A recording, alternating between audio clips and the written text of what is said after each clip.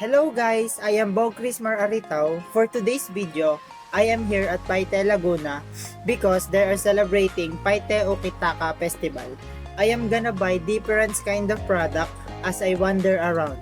So come, join me, let's go!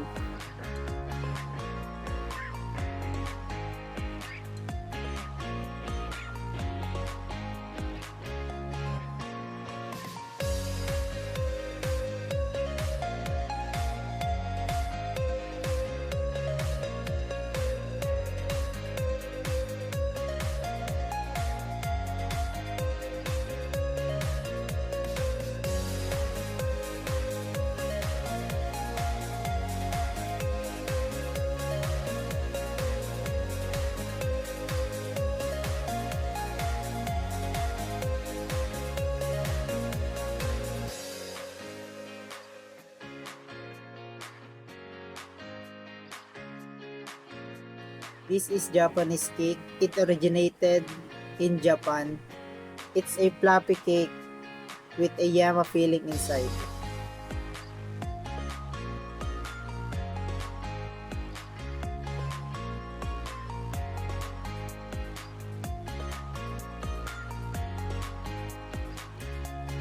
Next is siomai. It originated in China. The flavor of this siomai is chicken.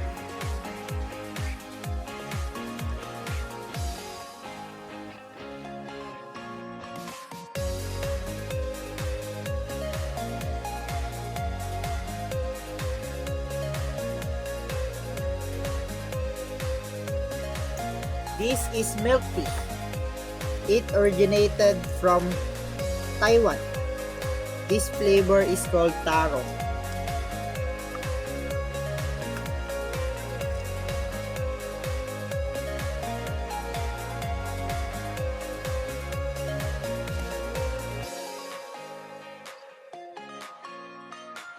This is calamares, also known as calamari in Italy.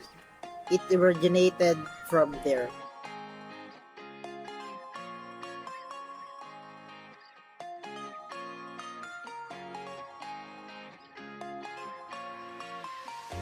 And the last food that I bought is shawarma.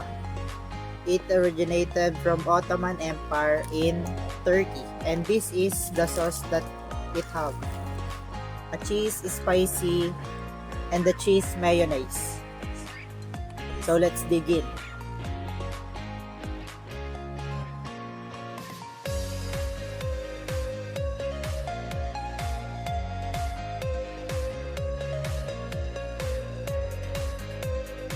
So if you are thinking, this is not just all about food.